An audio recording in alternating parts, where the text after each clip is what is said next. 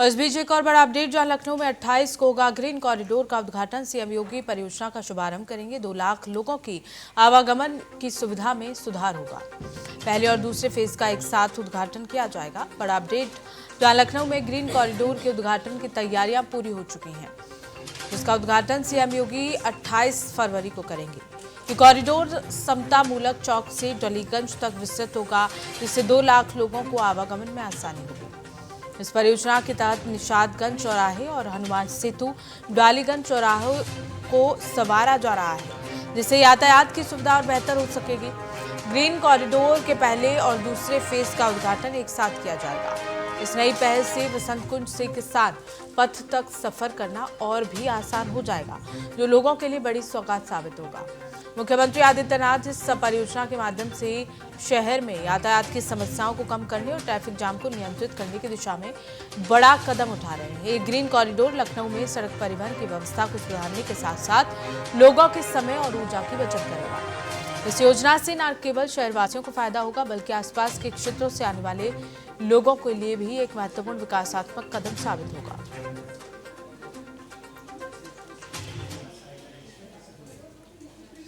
और इसी खबर को लेकर हमारे साथ यूपी के ब्यूरो चीफ नितिन सिंह जुड़ गए हैं। नितिन, ग्रीन कॉरिडोर का उद्घाटन होने जा रहा है, आने वाले समय में इससे कितनी सहूलियत अब लोगों को मिल पाएगी?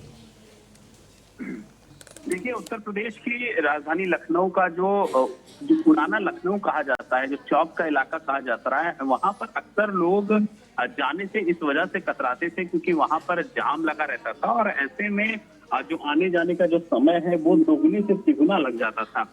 अब उसको सहूलियत मिले, लोगों को दिक्कत ना हो, इस वजह से लखनऊ में जो ट्रैफिक जाम से जूझ रहे लोग हैं उनके लिए बड़ी राहत की खबर है। और जो 28 फरवरी को ग्रीन कॉरिडोर परियोजना के तहत जो दूसरे चरण का उद्घाटन है वो शुरू होगा और इसमें मुख्यमंत्री योगी आदित्यनाथ और रक्षा मंत्री राजनाथ सिंह मौजूद रहेंगे। और बताया जा रहा है कि करीब 9 से 9.2 किलोमीटर लंबे फेज 2 की शुरुआत पक्का पुल से होकर समतामूलक चौक निशादगंज होते हुए पिपरा घाट तक जाएगी।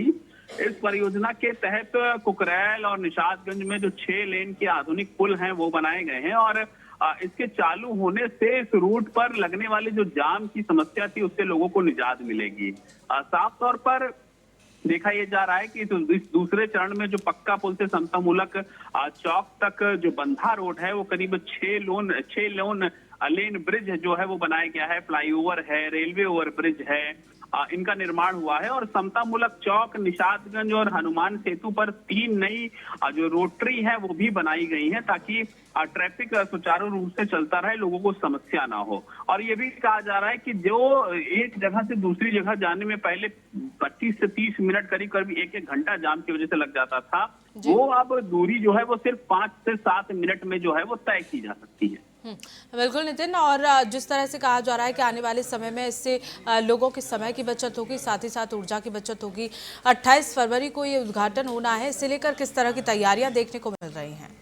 लेकिन लगातार जो राजधानी लखनऊ के जो बड़े चौराहे हैं या छोटे चौराहे हैं उनका सौंदर्यीकरण का जो काम है वो दिन रात चल रहा है। जो कॉरिडोर या जो रोड बनाई गई है या उससे जो जुड़ी हुई जो दूसरी रोडें हैं उनका भी कायाकल्प जो है वो लगातार चल रहा है। पेड़ लगाए जा रहे हैं, बैरिकेटिंग्स लगाई जा रही हैं और कुल मिलाकर के सजाने का प्रयास राजधानी लखनऊ के अलग अलग चौराहों को किया जा रहा है, क्योंकि अपने में ये एक बड़ा जो प्रोजेक्ट था वो राजधानी लखनऊ वासियों को मिल रहा है।